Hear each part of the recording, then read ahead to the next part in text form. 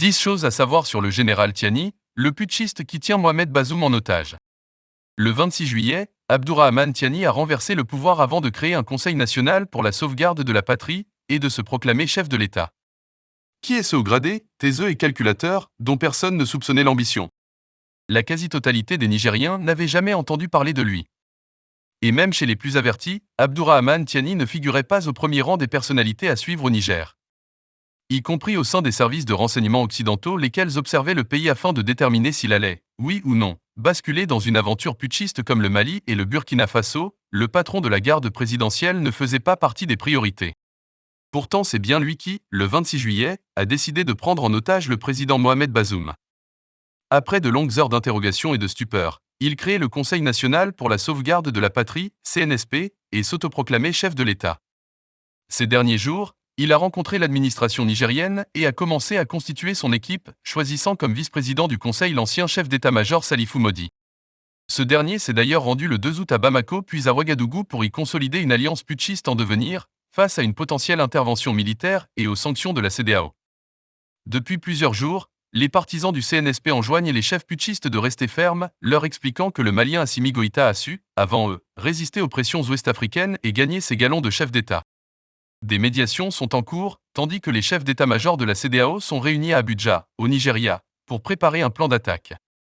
Abdourahmane Tiani fléchira-t-il? Ou s'enfoncera-t-il dans une dangereuse aventure putschiste? À Niamey, alors que les coupures d'électricité et les pénuries menacent, beaucoup le décrivent comme un homme buté, dont il est difficile de percer la carapace. Voici ce qu'il faut savoir sur l'homme qui retient Mohamed Bazoum en otage. 1. Forte tête. Lorsque l'on évoque le général Abdourahmane Tiani avec certaines des personnalités qui l'ont côtoyé alors qu'il était le patron de la garde présidentielle de Mahamadou Issoufou puis de Mohamed Bazoum, une description revient en permanence, son caractère entêté. Lorsqu'il a décidé quelque chose, il est difficile de le faire changer d'avis, explique ainsi un conseiller de l'actuel chef de l'État, qui reste détenu par les putschistes au palais présidentiel, mais refuse toujours de démissionner. Depuis le début du coup d'État, le patron du CNSP est d'ailleurs demeuré inflexible face à ses nombreux interlocuteurs, notamment l'ancien président Mahamadou Issoufou, dont il est pourtant proche et qu'il avait nommé à la tête de sa garde en 2011 à son arrivée au pouvoir. Le regard volontiers fuyant face à son ancien chef, le général a écouté, sans pour autant se laisser influencer. Il est assez inflexible. C'est pour cela que les médiations ont peu de chances d'aboutir dans la situation actuelle, poursuit notre source. 2. Renfermé. En tant que patron de la garde présidentielle, Abdourahmane Tiani est censé être omniprésent auprès du chef de l'État. Pourtant, l'intéressé a brillé par sa discrétion ces dernières années. Même s'il participait à tous les déplacements nationaux de Mahamadou Issoufou et l'accompagnait à l'aéroport à chaque départ pour l'étranger, le général se montrait très réservé. Le président Issoufou lui parlait beaucoup, notamment quand il allait se reposer dans sa ferme à l'extérieur de Niamey. Mais Tiani répondait très peu, confie un ancien ministre. C'est quelqu'un de taiseux, parfait pour la grande muette, résume quelqu'un ayant eu l'occasion de le fréquenter, avant d'ajouter que le général est aussi très religieux. Il a la personnalité typique du militaire.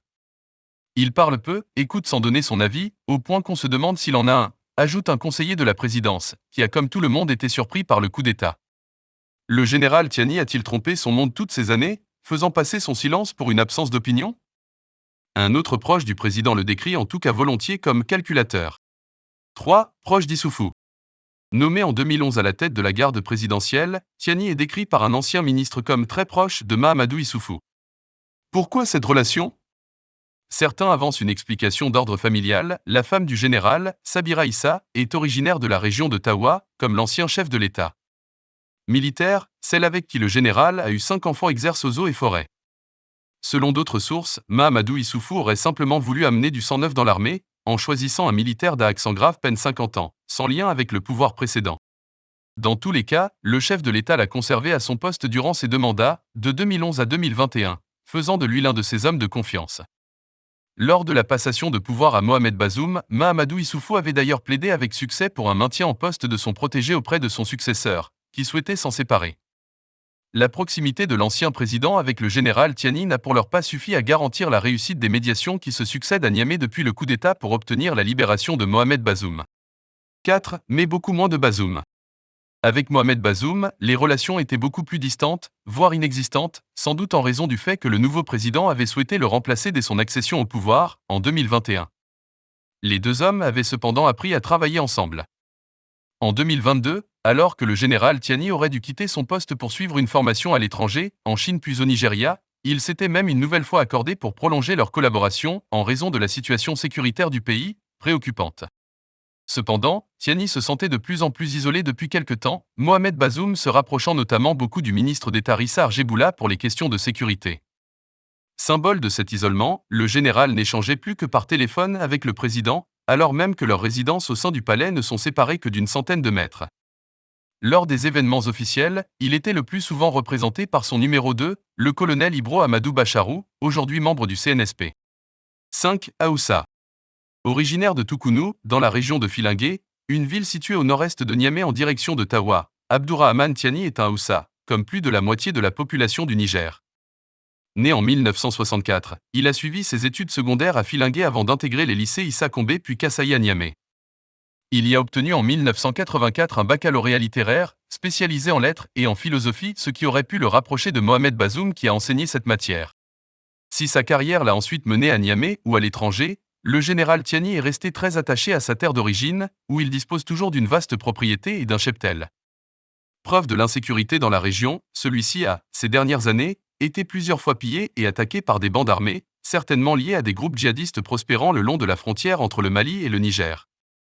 Il a aussi investi dans l'immobilier depuis sa nomination par Mahamadou Issoufou à la tête de la garde présidentielle. 6. Formé à l'étranger.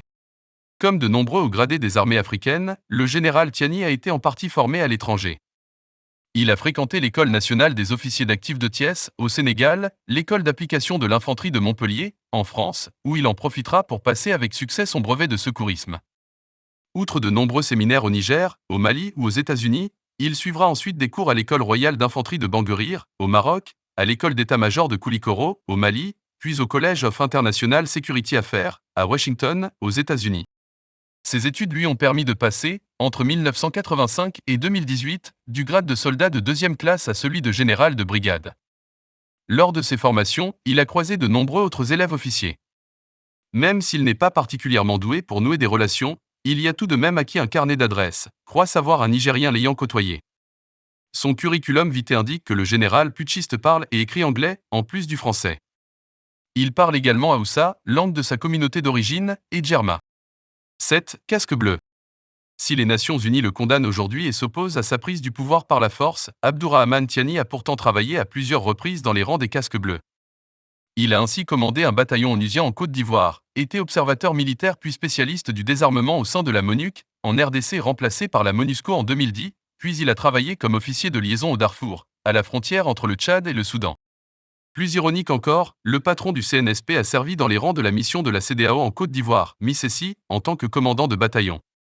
Cette même CEDEAO qui menace aujourd'hui d'intervenir au Niger pour le déloger du palais présidentiel et le forcer à rendre le pouvoir à Mohamed Bazoum.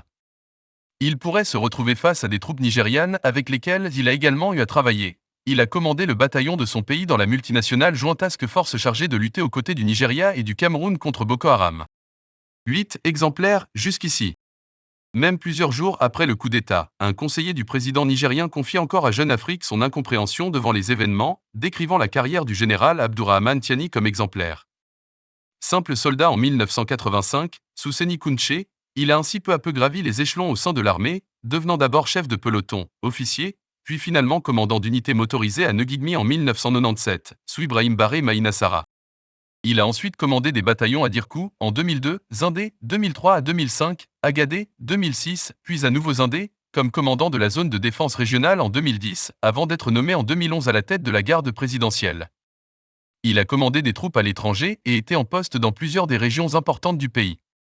Il fait partie de cette génération d'officiers quinquagénaires que Mahamadou Issoufou a voulu favoriser à son arrivée au pouvoir, résume un Nigérien l'ayant connu. 9. Bardé de médailles. Aujourd'hui tombeur de Mohamed Bazoum, Abdourahmane Tiani était salué, jusqu'à il y a peu, pour avoir participé à plusieurs reprises à la sauvegarde du président en place. En 2021 et en 2022, il a ainsi contribué à déjouer au moins 2 tentatives de coup d'État visant Mohamed Bazoum. Même s'il était plus proche d'Issoufou que de Bazoum, il remplissait sa mission de protection, confie un conseiller du chef de l'État. En 2021, juste avant l'investiture de Bazoum, des officiers avaient tenté de prendre le pouvoir. Tiani avait alors participé à les mettre en échec. Bazoum, qui avait voulu le remplacer, lui en a été redevable, poursuit notre conseiller. Le président nigérien n'a-t-il ensuite péché par naïveté, en accordant sa confiance à celui qui lui avait sauvé la mise? Il l'avait en tout cas élevé à la dignité de grand officier de l'Ordre national du Niger en décembre 2021. Cette distinction vient s'ajouter à ses médailles des Nations Unies et à sa médaille d'or de la Défense nationale française, décernée en 2004. 10. Mal vu par une partie de l'armée. Les proches d'Abdourahmane Tiani le décrivent comme un homme à poigne, populaire, auprès des 700 éléments de la garde présidentielle.